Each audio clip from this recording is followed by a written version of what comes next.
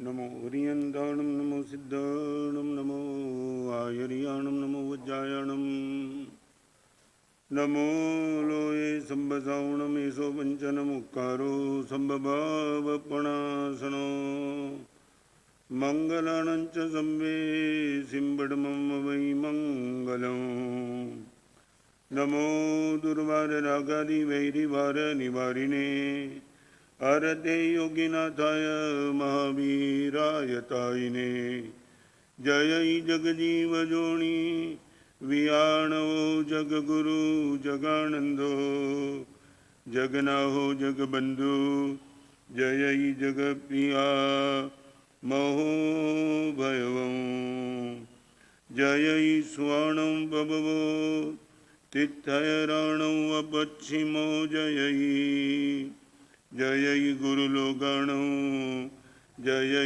महपा महावीरो ओंकारं बिंदु संयुक्तं नित्यं ध्यायन्ति योगिनः कामदं मोक्षदं चैव ओंकाराय नमो नमः अज्ञानतिमिरान्धानां ज्ञानांजन शलाकया नेत्रमुन्मीलितं येन तस्मै श्री गुरवे नमः।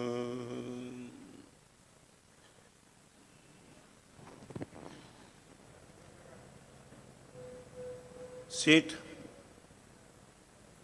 अपने घर में काम करने वाले नौकर को सोफा सेट पे बैठे थे। खिड़की पर एक कांच था। सेठ ने नौकर को इतना ही कहा कि ये कांच साफ कर दे, धूल बहुत लगी है। कपड़ा लिया, कपड़ा लेने के बाद कांच पोंछ लिया। सेठ के नजदीक आया। सेठ ने बोला कि ढंग से काम नहीं करता है क्या? तनख्वाह लेता है, पैसा लेता है, फिर भी ढंग से काम नहीं करता है, दोबारा कर, धूल ऐसी है। सेठ को बात बताना चाहता था मगर वो नौकर था, बतावे तो भी क्या बतावे। दूसरी बार काम किया, तीसरी बार काम किया, सेठ गर्म हो गया। तीन बार कहने के बाद भी तू कांच साफ नहीं करता है, समझता क्या है? तो हाथ जोड़ के सिर्फ इतना ही कहा, सेठ आपने जो चश्मे पहने उनके कांच पर धूल है, वहां धूल नहीं है। एक बात हम करना चाहते, सृष्टि में इतनी कुछ गलती नहीं है जो गलती हमारी दृष्टि में ही है। सारी दुनिया को अच्छी करने के प्रयास है मगर मेरे एंगल को स्वच्छ करने का हमारा प्रयास चलता ही नहीं है। दुखी क्यों? एक बात मैं आपसे बताना चाहता हूं, जब भी आपको कोई भी पूछे कि दुखी क्यों है और दुख के कारण में दूसरे पर जब भी बात करने का मन हो तो निश्चित तौर से समझना दृष्टि गलत है। पत्नी बेकार है, गवर्नमेंट बेकार है, एटमॉस्फेयर गलत है, सब कुछ माने जहां तक दूसरे पे नजर गई वहां तक दृष्टि बिगड़ी। आपकी दृष्टि निर्मल होने के बाद बाहर कितना भी गंदा होगा आपको गंदा लगेगा नहीं, आप डिस्टर्ब नहीं होगे। तो इनकी बात करना चाहता हूं। तो पहले नंबर में एक प्रश्न इस प्रवचन शुरू करने के पहले पूछना चाहता हूं, विज्ञान और धर्म यहां अलग हो जाते। विज्ञान बोलता है कि दुनिया में बदलाव लाओ, धर्म बोलता है उनका कोई तुर्की से बिजनेस व्यवहार था, तुर्की। तो व्यापारी ने तुर्की में पत्र लिखा होगा, नागपुर का रहने वाला तुर्की में पत्र लिखा था। वो पढ़े तो कैसे पढ़े, उनको तो आया नहीं और उसको लगा ये किसके पास पढ़ाना पड़ेगा। वो चलते चलते चलते चलते गया तो सामने से एक आदमी को आते हुए दिखा, उसने तुर्की टोपी पहनी थी, समझे?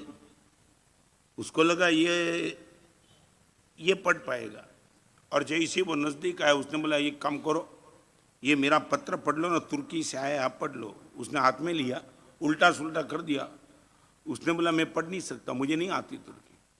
और उसने ये कहा कि टोपी तुर्की की पहनते और फिर तुर्की आती नहीं, तो मैं तेरे सर पे टोपी पहना दूं, तो फिर जरूरी नहीं पड़ेगी। टोपी पहनने से तुर्की आ जाती है क्या? मौन रहने से प्रेम और एक बात कहना चाहता हूं, प्रेम हमेशा बोलने वाला होता है। प्रेम को मौन कभी नहीं जमता है। राग मौन रह सकता है, प्रेम कभी मौन नहीं रह सकता है। और एक बात बताऊं, राग को प्रूव करना पड़ता है, मुझे तेरे पर प्रेम है। प्रेम कभी प्रूव करना चाहता ही नहीं, अपने आप से प्रूव हो जाता है। मगर एक बात तो बता दो, किनके सामने तुम प्रेम एक्सप्रेस करते हो? किनके सामने किया आज तक? भगवान के सामने कभी किया कि भगवान क्या तेरा परम उपकार, जन्म से कर आज तक इतना बड़ा बन गया, कोई इतनी तकलीफ नहीं आई। गुरु भगवान के सामने जाकर के कहा प्रेम आपकी परम करुणा रही गुरुदेव, हमसे आप क्या चाहते हैं? क्या हो? सारी दुनिया में कुछ दिए बिना माना सब कोई देने वाला हमको नहीं है, सबको कुछ हमें देना पड़ता है। आप आए तब से दे रहे हो, हमसे कुछ लिया भी नहीं। ये भी प्रेम का प्रगटीकरण हो सकता है ना? आपके प्रेम की, आपके एक्सप्रेशन की मुझे जरूर नहीं, मगर आप रह नहीं सकते एक्सप्रेशन किए बिना। जब दृष्टि का विकास हो जाता है, आदमी एक्सप्रेस किए बिना रहता नहीं। सारे जगत का मुझे सहयोग है, इसलिए तो मैं जी रहा हूं, बाकी कभी का खत्म हो सकता हूं। चलो आगे। Experience number 2, express. कितने साल तक गुरु भगवान के परिचय में तुमने आए? कभी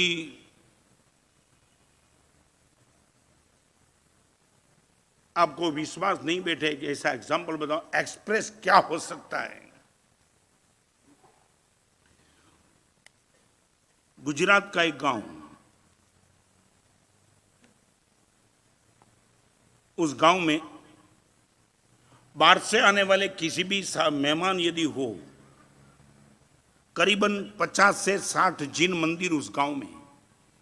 बाहर से कोई भी दर्शन करने के लिए आया हो तो उनके लिए एक सेठ की ओर से चौका चलता था। सुबह दोपहर शाम चौके में भोजन करो। आप किसी भी मंदिर में दर्शन करने के लिए जा रहे हो, मगर आओ। हुआ ऐसा कि वो सेठ रहते थे बंबई, और ये अपने गांव में चौका चलता था रसोईया के भरोसे। एक दिन इसी चौके में भोजन करने वाले एक आदमी ने बंबई जाकर के सेठ के कान में एक बात डाली कि सेठ, आपकी उदारता का कोई प्रश्न नहीं है, मगर जिस चौका आप चलाते हो उस चौके में जो रसोईया है, वो रसोईया रोटी पे घी शायद नहीं लगाता है। सच्ची शिकायत थी, गलत नहीं थी।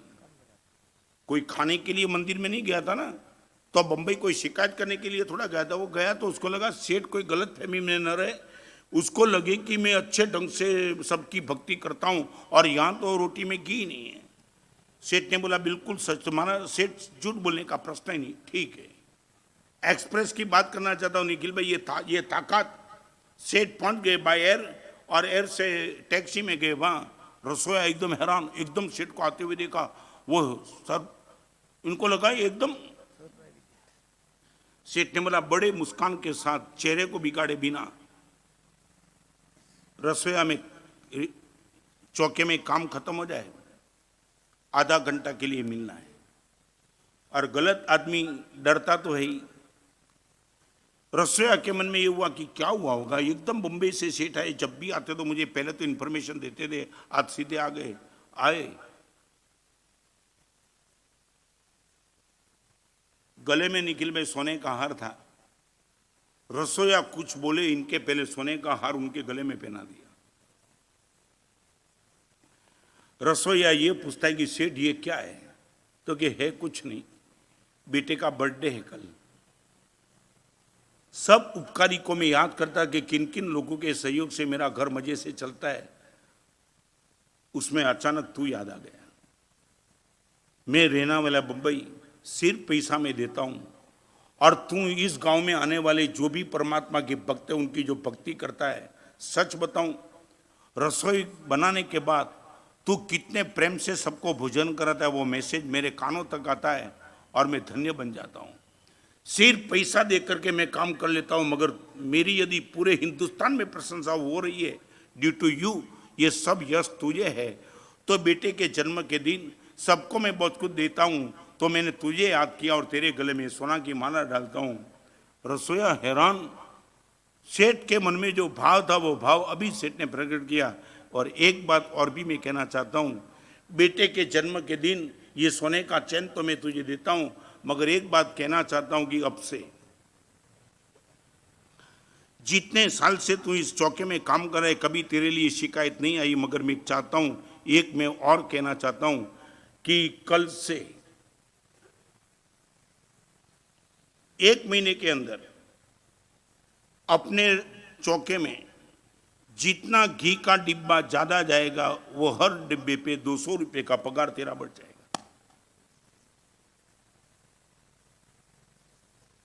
जैसे ही वो रसोईया ने सुना वो हैरान हो गया।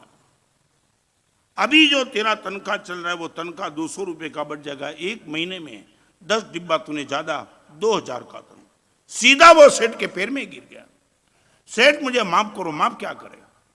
नहीं नहीं सेठ, आप तो इतने उदार थे, मैं ही जानबूझ करके रोटी में घी नहीं डालता था। हो ही नहीं सकता। किसने बोला रोटी में तू घी नहीं डालता था? आज तक मेरे कानों पे कोई शिकायत नहीं आई। मैं तो मानता हूं मेरे से भी ज्यादा नसीबदार तू है। हजारों के पेट में तेरा ही भोजन बनाया हुआ जाता है और सेठ निकल गए। ये मैं कहता हूं प्रेम को एक्सप्रेस करने की ताकत।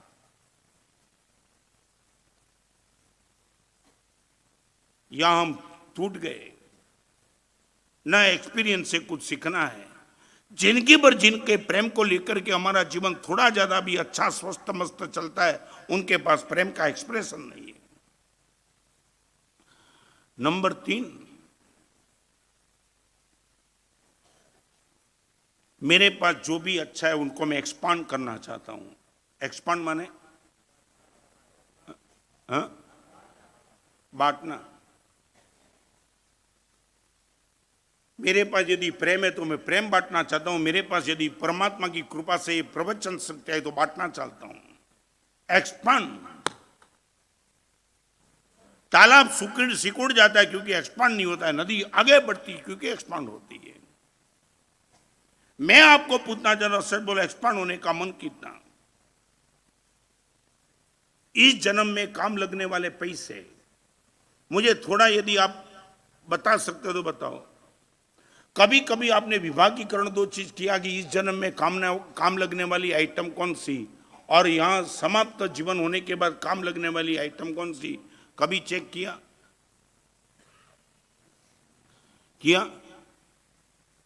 रमेश भाई किया? इस जन्म में काम लगने वाली आइटम को एक कागज में नोट कर दो और अगले जन्म में काम लगने वाली आइटम को नोट कर दो। कभी ये प्रयोग किया?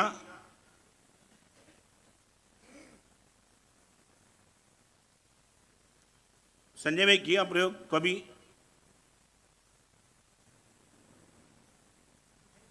क्यों? अगले जन्म में काम लगने वाली आइटम कौन सी कभी प्रयोग नहीं किया?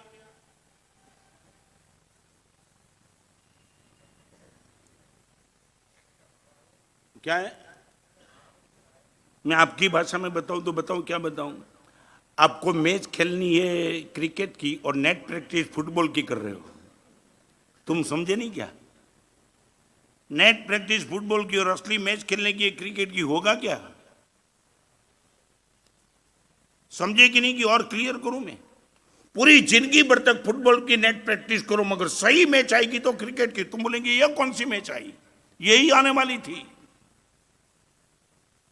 जिनकी भर तक पैसा और पदार्थ और प्रसिद्धि प्रतिस्पर्धा, इनके पीछे तुम लोग, ये सब फुटबॉल की नेट प्रैक्टिस है। और असली मैच आएगी मौत की और परलोक में जाने की तो वो तो क्रिकेट की। होगा क्या तुम्हारा?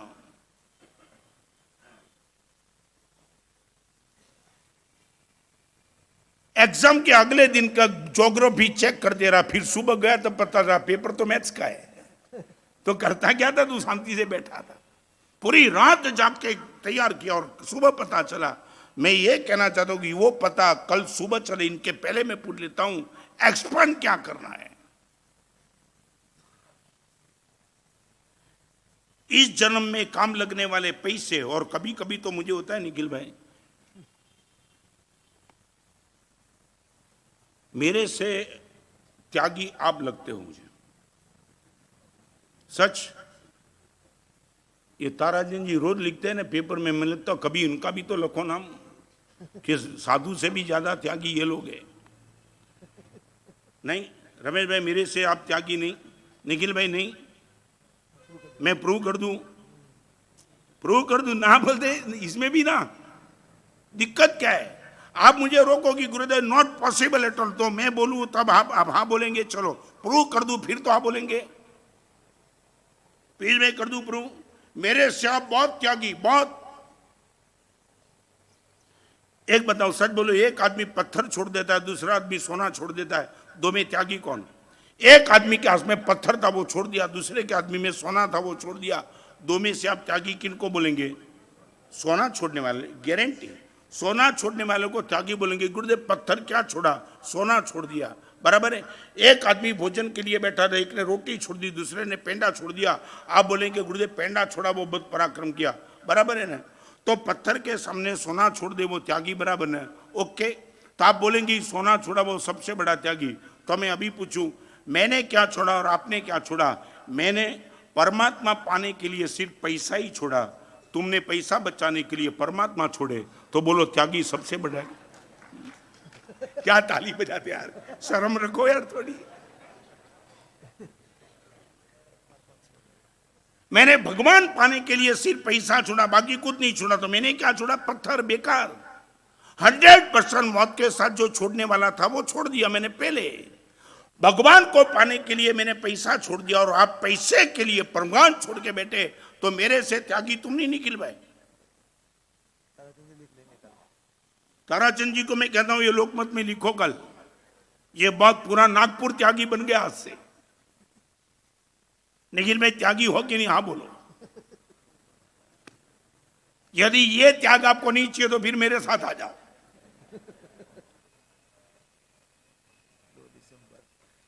क्या तुमने पाया, क्या रखे बैठे और तुमने क्या छोड़ा सोचते हो? जन्म जन्म काम लगने वाले परमात्मा सिर्फ इसी जन्म में काम लगने वाले पैसे के लिए तुमने अवॉइड कर दिया। यह तुम्हारी बुद्धिमत्ता। हम तो 24 घंटे इस नशे में पागल है, 24 घंटे। भगवान क्या कमाल कर दिया, मैंने छोड़ा तो भी क्या छोड़ा। आपकी और मेरी में जब टैली करता हूं तो मुझे लगता है कि आप जो अंत समय छोड़ने वाले में थोड़ा भी 4 टाइम छोड़ दिया, दूसरा तो कुछ नहीं किया। जिस धर्मशाला को आप 5 बजे खाली करने वाले थे, मैं 3 बजे खाली कर दिया, इसमें तो तुमने मुझे सम्मान दे दिया। यही है, सच बोलो। और फर्क है कोई? और फर्क है दूसरा कोई है?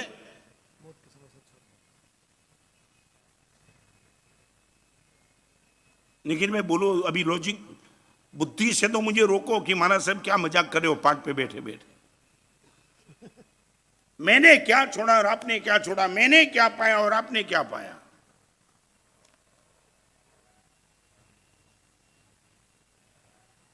चलो आगे। हाँ मालूम है ना कि जवाब नहीं देंगे गुरुदेव, अपने आप से चलेंगे।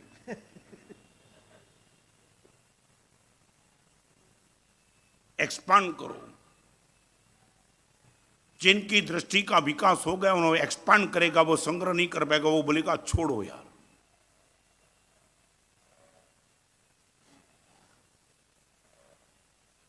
चौथे नंबर में एनकरेज करो। एनकरेज का अर्थ प्रोत्साहित करो। आपका बेटा कुछ भी एक छोटा सा भी अच्छा कार्य करके आए, माँ ने बेटे को थोड़ा दूध का ग्लास दिया और बाजू में पिल्ला जा रहा था, पिल्ले को दूध पिला दिया। माँ को जरूर है कि उनको एनकरेज करो। तुझे पीने के लिए दिया ना, पिल्ले को पिला दिया, ये गाली मत दो, उनको धन्यवाद दो। इतनी छोटी उम्र में पिल्ले के प्रति तेरा इतना प्यार, ये प्यार आने वाले दिनों में बढ़ाते रहना। आज वो भी बात खत्म होती चली। मैं सच कहूं, आपके परिवार में जो भी अच्छे अच्छे सदस्य का जन्म हो चुका, यदि उनके अच्छे कार्य को तुमने एनकरेज किया होता, आज वो बहुत बड़े बन गए होते।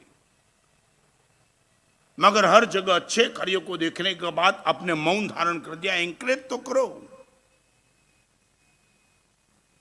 मंदिर से बेटा घर पे आया, पप्पा आज मजा आ गई, मंदिर में बहुत मजा आ गई। आज महाराज साहब के पास गया था, 2 बात सुना क्या है, ये बात करे तुम लगावहीन चेहरा रख करके उनको सुनो मत। उनको लगता है कि पापा को कुछ जमता है कि नहीं। वो इतना बोलता है जेब में से 100 रुपया निकाल दो, ले बेटा 100, आज भगवान की तूने मस्त मजा की, ले। कभी कभी निखिल में बच्चे लोग मेरे पास आते हैं तो वो जो मजाक करते हैं तो मैं पूछता हूं, महाराज साहब घर में कोई प्रतिभा भी नहीं मिलता है। चाहे पाठशाला में जाओ, चाहे किसी की कॉपरेशन करो, बंद करने वाले मिलते हैं मगर आगे। एक बात बताऊं, सच बोलो, इस सभा में बैठने वाले को पूछना चाहता हूं, आपका बेटा बोले पप्पा एक दिन में स्कूल में न जाकर के परमात्मा के मंदिर में एक दिन रहना चाहता हूं, आप क्या बोलेंगे? संजय क्या बोले? बेटा खुद बोलता है कि पापा मैं एक दिन स्कूल ड्रॉप कर सकता हूं, आज गुरुदेव के प्रवचन में मुझे जाना है, मुझे मन हो गया कि गुरुदेव के पास जाकर के एक दिन बैठूं, रोज स्कूल में जाता हूं, आज एक दिन गुरुदेव के पास मुझे जाना है और आपकी परमिशन लेने के लिए आए, आप मुझे जाने दो पापा, स्कूल बहुत गया और हो सकता है आज का लेसन में कल में रिफर कर लूंगा। आप बोलेंगे कि जा बेटा मजे से जा, स्कूल नहीं जाएगा तो चलेगा, बोलेंगे क्या?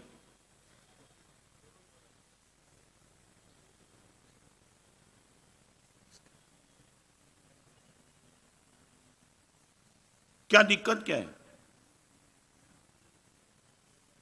25 साल में आपका बेटा एकदम सद्गुणी बन जाएगा, यूं यहां से तो शुरू करना पड़ेगा ना अभी से। हर छोटी चीज में एंकरेज करो, हर छोटी में। दिल्ली में था ना, दिल्ली में एक भाई कौन, लक्ष्मी, वो बिस्किट का पैकेट ले दिया, बीएम जैन, हाँ बीएम जैन। निखिल भाई क्या वो मैंने भी ऐसा देखा नहीं था, उनको देख अपने बेटे के बेटे 2-3 जो भी थे सब संयुक्त परिवार चलता था। उसने बोल दिया था बेटे को, हर छोटा बेटा, महाराज साहब आज एक आसन, आज भी आसन, आज अम्बिल, आज रात्रि भोजन त्याग। इतना छोटा बेटा, कितने प्रवचन करने के बाद आप जैसे लोगों को इतने तप में जुड़ना कठिन है। वो तो अपने आप से बस रोग मांगते, दादा के साथ आते और बोलते। मैं बोला क्यों? तो दादा बोले महाराज साहब ये रहस्य है ना, जो बेटा रात्रि भोजन नहीं करता उनको 10 देता हूं, एकासन करता है उनको 25, आइम्बिल करता है 51, उपवास करता है इनको 101। अपने आप से बेटे मांगता है। महाराज साहब आज ही उनको थोड़ा देना पड़ता है, आने वाले दिनों में रुपया निकल जाएगा और ये सब रह जाएगा। और कमाल की बात, मैं जब भी दिल्ली में विहार किया 4 साल में, जब भी, और उनको पता लग गया कि महाराज साहब का 10 किलोमीटर का विहार है। निखिल भाई ये प्रयोग करो एक बार, कभी तो लगेगा कि आपके बेटे क्या है आपके घर में आने वाले। वो 2 बेटे, 2, 3, 4 बेटे को 2 गाड़ी लेकर के आते, 2 गाड़ी में बेटे को, वो बेटे को लेकर के चलते थे। गाड़ी में बिस्किट का इतना पैकेट, हाथ में 10-10 रुपए की नोट। मैंने कभी ऐसा सोचा नहीं था कि बिहार के टाइम में ऐसा कर सकते हैं। और जैसे मैं एक मकान से कदम रख के निकलता 10 किलोमीटर तक, वो दोनों बेटे के हाथ में 10 बिस्किट का पैकेट, 10-10 रुपए की नोट देते और इतना बोलते गुरुदेव के रास्ते में जो भी मजदूर, रिक्शा वाले, साइकिल रिक्शा वाले मिले, सबको बिस्किट और 10-10 रुपए की नोट बांटते रहे। रिक्शा वाला सोया हुआ, सुबह के समय 200-200 रिक्शा वाले लाइन में सोए। वो लड़का बोल रहा कि पापा वो रिक्शा वाला तो सोया हुआ है, क्या करना? हर सोने वाले रिक्शा वाले के पास बाजू में बिस्किट और 10 की नोट रखते रहते। चल, मैंने उनको पूछा बीएम जैन ये आप क्या करते हो? महाराज साहब इस बेटे को इस उम्र में देने का भाव बन जाए, आने वाले दिनों में मेरे से आगे निकल जाए, इसलिए मैं प्रयोग कर रहा हूं। ये ताकत किया तुमने कभी आपके बेटे के साथ ये प्रयोग? जाओ बर्थडे के दिन ओल्ड एज आश्रम में जाओ, कभी बर्थडे के दिन, कभी अरे बिना बर्थडे भी जाओ। बोल दो बेटे को चला ट्रॉफी लेकर के तेरे क्लास में चल दे, तेरी ओर से सबको ट्रॉफी दे दे। ये एक्सपांड करने का मन ही नहीं होता है। आप ये बोलते कि महाराज साहब मेरा बेटा कुछ समझता नहीं। तुमने जिस उम्र में सब कुछ वो कर सकता है उस उम्र में तुमने ये मार्ग ही नहीं दिखाया उनको। एनकरेज करो। एक प्रवचन भी निखिल में मैं करके आता था, गुरुदेव क्या एंकरेज करते थे, वाह रत्न, मुझे मालूम था क्या वाह, मगर सीधी बात थी। एक पौधे को आगे बढ़ाने तो पानी चाहिए, दीपक को आगे बढ़ाने तो घी चाहिए। तो किसी व्यक्ति के जीवन को यदि विकास करना है तो उनको एनकरेज करना ही पड़ेगा।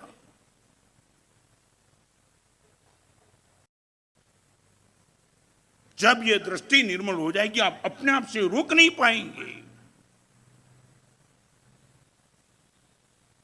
सच बोलो, अभी 4 चीज आपके सामने मैंने रखी। एक तो experience, number 2 express, number 3 expand और नंबर 4 एनकरेज। मैं आपको पूछना चाहता हूं, ये 4 में से आपको 1 मिनट से इंप्लीमेंट कर सको ऐसी चीज कौन सी? या तो एक्सपीरियंस। महाराज साहब, जिस दिन बेटे से मैंने गर्मी से बात की, पूरा घर का माहौल बिगड़ गया, और प्रेम से बात की, घर का माहौल अच्छा रहा। ये एक्सपीरियंस ले लिया महाराज साहब। मेरा बेटा मेरे से बिना कारण डरता रहे, वो नहीं काम लगे। और आपको मालूम है, सिंह भी गर्जना 24 घंटे नहीं करता है, खासकर गुफा में तो नहीं करता है। और तुम गुफा में ही गर्जना करते हो, बाहर तो कुछ नहीं करते हो। समझे नहीं क्या? सिंह घर में अपने बेटे के साथ, अपनी पत्नी के साथ बेटा बड़े मजे से बैठता है। तुम तो क्या मालूम, घर में ही सिंह बन के गर्जना ही करते रहते हो।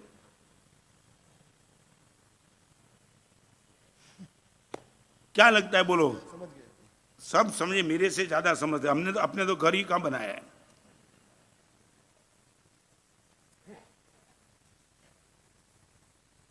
दृष्टि बदल दो, सृष्टि अपने आप से बढ़े। ये तुम, मैं सच बताऊं, जीवन की सच्ची श्रीमंताई रिचनेस इसमें है। गाड़ी बंगले मोटर वाले की रिचनेस छोड़ो, ये रिचनेस तुम लाओ। महाराज साहब, ये दे दो ताकत। आने वाले दिनों में सूर्योदय में तो हम चेहरे मुस्कान के साथ रहता है, मगर सूर्यास्त में भी यही चेहरा मुस्कान भरा रहे।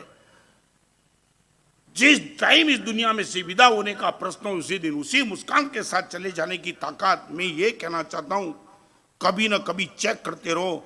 इस जन्म में काम लगने वाली, सिर्फ इसी जन्म में काम लगने वाली चीजों के पीछे जीवन का कितना समय दिया, और अगले जन्म में काम लगने वाली चीजों के लिए आपके पास जीवन का कितना समय है, वो एक बार तो चेक करो। एक बार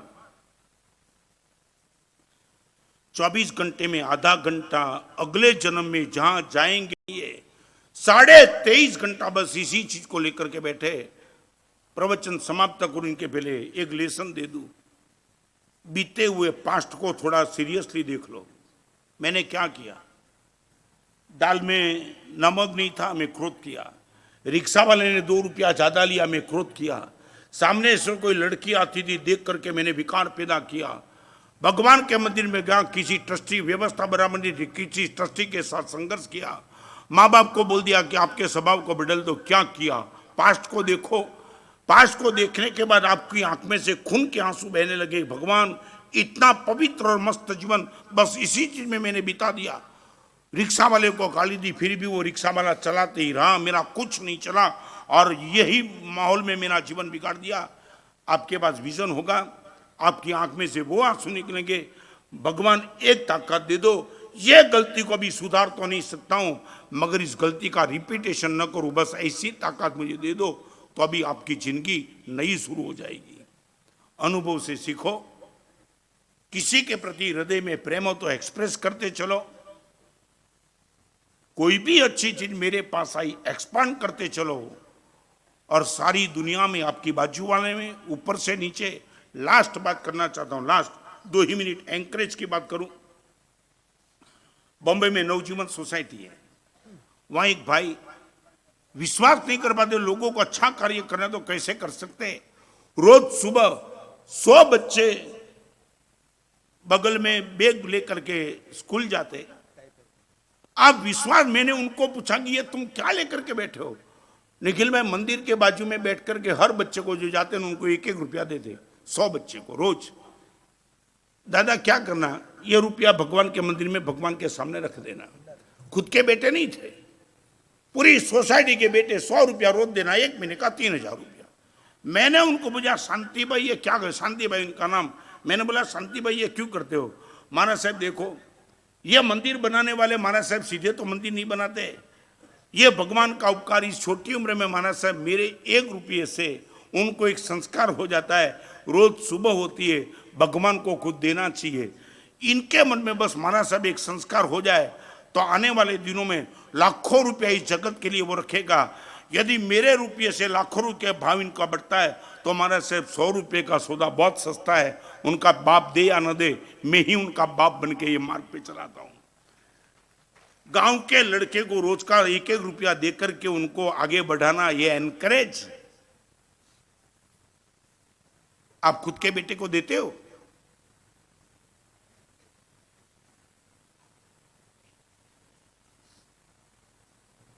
दृष्टि बदलो, अपने आप से सृष्टि बदल जाएगी, और नहीं भी बदलेगी तो आपको तो लगेगी सृष्टि बदल चुकी है। क्या करता है, एक छूट जाता है ना किसी से, वो अनुभव ले जाता है, एक गलती में बच गया हूं मगर दूसरी गलती में मर जाऊंगा, अभी सावध होकर के खेलने दो ताकि आउट होने का प्रश्न हो। हर हर हर क्षेत्र में अनुभव वो तो श्रेष्ठतम पूंजी है। तो चलो आगे, यदि आपकी दृष्टि निर्मल होगी आप अनुभव से बहुत सीखेंगे। महाराज साहब बेटे से साथ क्रोध से व्यवहार किया, बेटा और मेरा रिश्ता खत्म हो गया। महाराज साहब पिताजी से मैंने उनके हृदय को चोट लगे इसी बात की, और पिताजी को दुख हुआ, मैंने आंखों से देखा है। महाराज साहब फिर एक तय कर लिया कि पिताजी के साथ कठोर शब्द व्यवहार जीवन में कभी नहीं करूंगा। मैंने ऐसे लोग देखे आंख में आंसू लगा करके, आप विश्वास नहीं कर पाएंगे कि क्या हुआ था। एक लड़का, गांव का नाम नहीं बताना चाहता हूं, निखिल भाई, आज भी वो रो रहा है, वो बाहर ही नहीं निकल रहा है, बाहर ही नहीं निकल रहा। और उसने बोला महाराज से जीवन भर के लिए यही मेरी मानसिकता रहेगी, मैं बाहर नहीं निकल पाऊंगा। मैं बोला हुआ क्या, कितना भी अंधेरा होता है मगर सूर्य तो उदय होता ही है, ऐसा कौन सा अपराध तेरे से? महाराज साहब अपराध,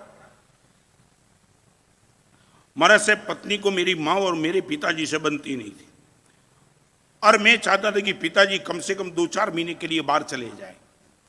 सीधी बात मैं पिताजी को कह नहीं पाता था, तो बात का टॉन, पिताजी महाराज साहब इतने भोले भाले थे, मेरी पत्नी की गलती थी, उनकी बात मेरे कान में, और मैं इतना हैरान था, न माँ को कह सकूँ न इनको कह सकूँ। आखिर लगा कि एक रास्ता निकालूं।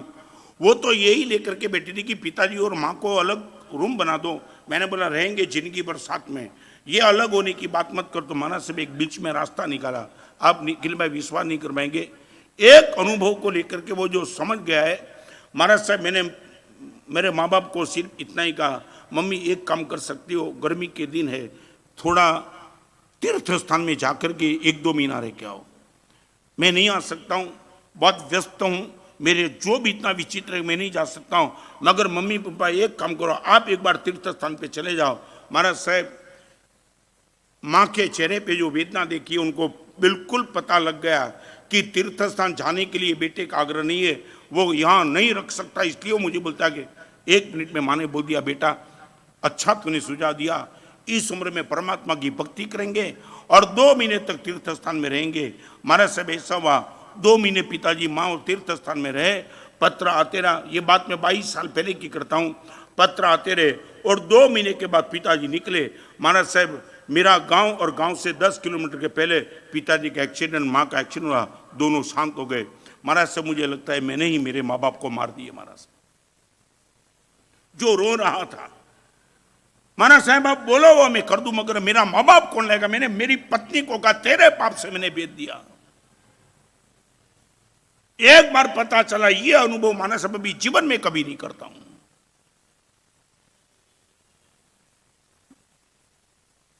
आगे चलता हूं।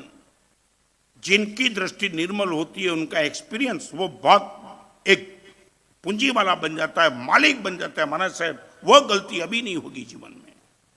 नंबर 1, एक्सपीरियंस को पूंजी बना दो। नंबर 2, आपके हृदय में जिन जिन लोगों के प्रति प्रेम है उनको एक्सप्रेस करते चलो, दैट मीन्स प्रकट करते चलो। मेरा शिष्य के प्रति मेरा प्रेम है तो मैं उनको बोलता हूं कि तुम सबके सहयोग से ये मैं भगवान के शासन की सेवा रक्षा प्रभावना कर सकता हूं। आपके परिवार में जिन जिन लोगों के प्रति आपको प्रेम है, मौन मत रहो, उनको एक्सप्रेस करते चलो। सच बोलो निखिल भाई, पैसे से कोई भी चीज मिलेगी कब? जेब में रहेंगे तब या सक्रिय बनेंगे तब? संजय भाई कब? हाँ, जेब में रहा हुआ पैसा निष्क्रिय है, वो करोड़ों रुपए की कीमत का है, फिर भी उनकी कोई ताकत नहीं है। वो ताकत का पता लगाने के लिए आपको पैसे को सक्रिय करना पड़ता है। सक्रिय तो पैसे को सक्रिय करो तो ही कोई चीज आपसे मिल सकती है, तो प्रेम को सक्रिय करो तो ही संबंध मेंटेन होते रहता है। मैं आपको पूछना चाहता हूं,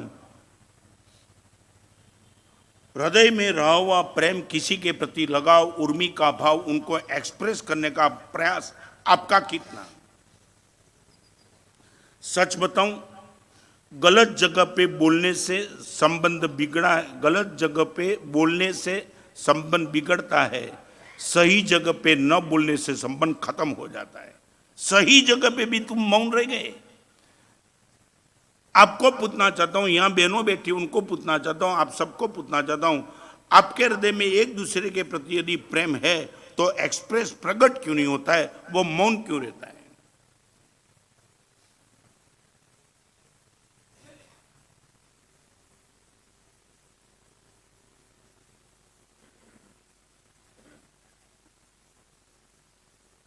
कोई रीजन, कोई रीजन तो होगा ना। एक्सप्रेस करने में दिक्कत क्या?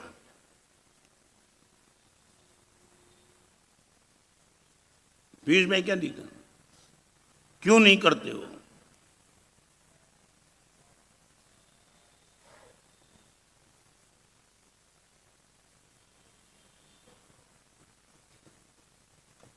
संजय क्या जवाब नहीं, जवाब हाँ,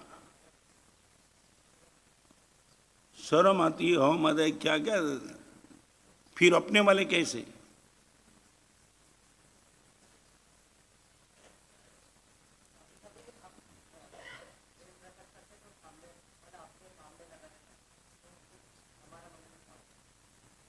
वो इनके काम में लगा रहता है, उसमें आपको क्या दिक्कत आई?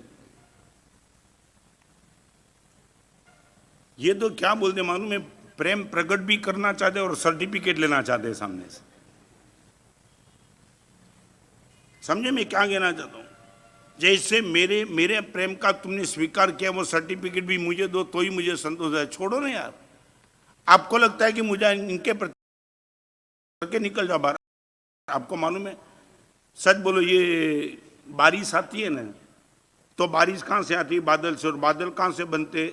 सागर से। सागर से बादल कैसे बनते? सूरज के प्रकाश से। ओके, ये बराबर है साइंटिफिक। तो अभी मैं बताऊँ होता क्या है, सूरज के प्रकाश से सागर में भाप पैदा करता है, वो बादल बनता है और बादल जम के बारिश बनती है। मगर आपको पता नहीं होगा, जिस सूरज से बादल बने वही बादल जब बरसते तो सूरज एब्सेंट हो जाता है। कि नहीं समझे क्या? दिमाग में आया? इतना बड़ा उपकार, जिस सूरज ने बादल को तैयार किया, वो बादल जब बरसते तो सूरज बोलता है मेरा काम हो गया, अभी मेरी उपस्थिति की जरूरत नहीं, मैं एक और हो जाऊंगा। और तुम हर जगह हाजिर रहते हो।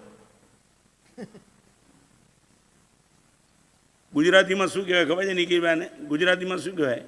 વરસાદ વરસે અને સૂરજનો તડકો પડે તો એમ કે નાગો વરસાદ, ખબર છે ને? माने हाजिर मत रहो, आपका काम हो गया, बस अभी एक बाजू हो जाओ, बस बात खत्म करो। मेरा काम था, हो गया, आपने प्रेम एक्सप्रेस कर दिया, बस बात खत्म। अभी उनसे भी रिस्पॉन्स तुम्हें चाहिए।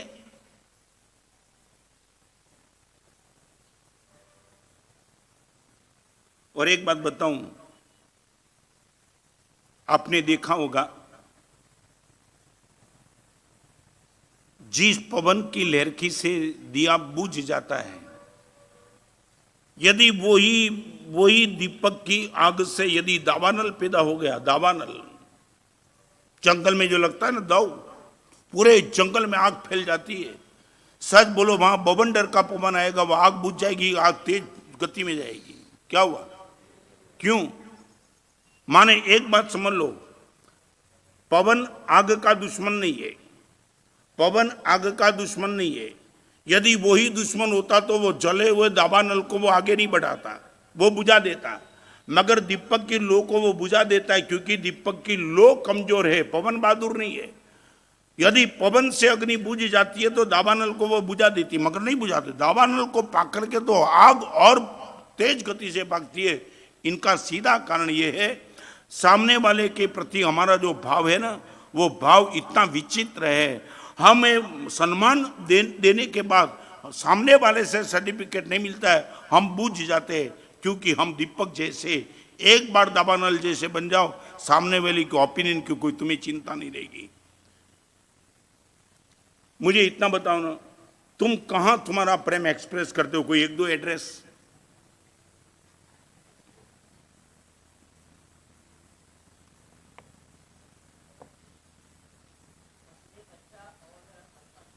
एक्सप्रेस मुंह से।